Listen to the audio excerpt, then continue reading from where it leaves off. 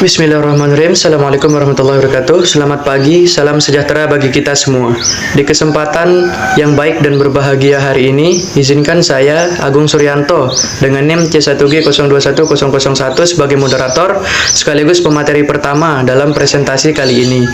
Sebelumnya, saya mengucapkan terima kasih kepada dosen pengampu mata kuliah akuntansi manajemen, yaitu Prof. Dr. Insinyur Tajidan MS. Baik, untuk mengefisienkan waktu, langsung saja kita akan membahas materi yang telah kami siapkan. Materi dari kelompok 4 adalah analisis biaya, volume, dan laba.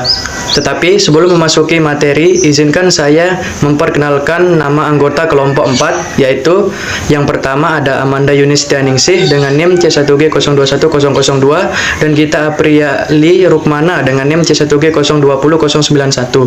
Baik, langsung saja kita membahas materi yang pertama, definisi. Sebelum memulai analisis, kita harus mengetahui terlebih dahulu apa yang dimaksud dengan biaya, volume, dan laba. Jadi, biaya mengacu pada biaya tetap dan variabel yang dikeluarkan oleh perusahaan. Sedangkan, volume mengacu pada jumlah produk yang terjual dan laba mengacu pada beberapa banyak uang yang dihasilkan perusahaan berdasarkan harga produk yang dijual. Volume, produk yang dijual dan biaya tetap dan variabel perusahaan.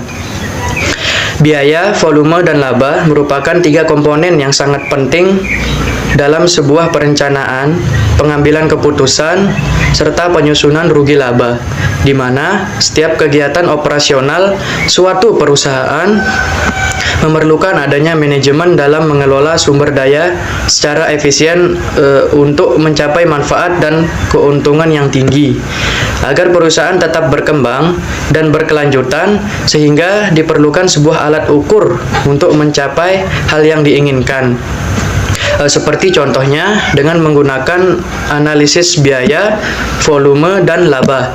Analisis biaya, volume, dan laba dapat diterapkan dalam beberapa cara, antara lain yang pertama adalah menentukan harga jual produk atau jasa.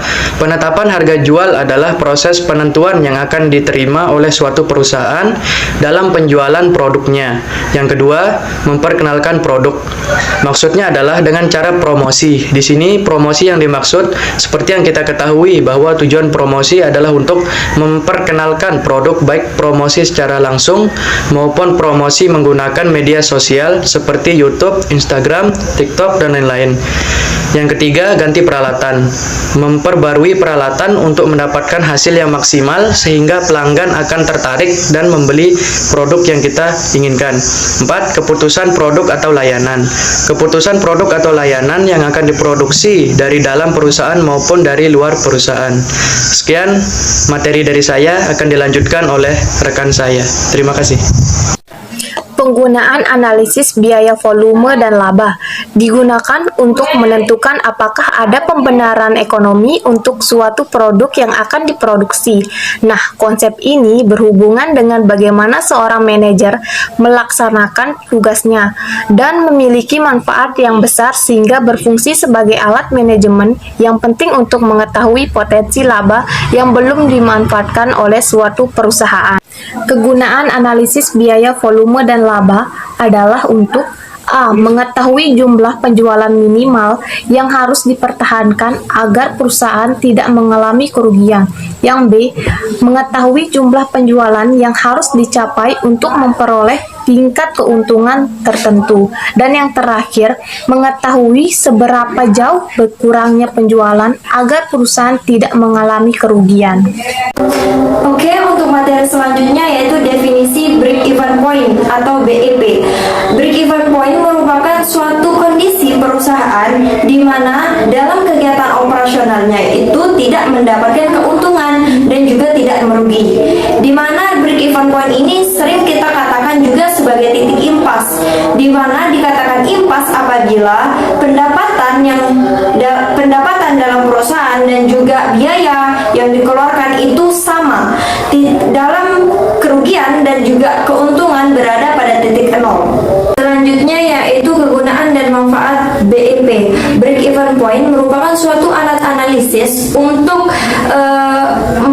mengetahui bagaimana volume penjualan minimum supaya perusahaan tidak mengalami kerugian dan juga belum memperoleh laba. Di mana break even point ini memberikan suatu informasi bagaimana hubungan antara biaya, volume dan juga laba, serta memberikan kontribusi yang tinggi terhadap manajemen dalam pengambilan keputusan dan juga perencanaan.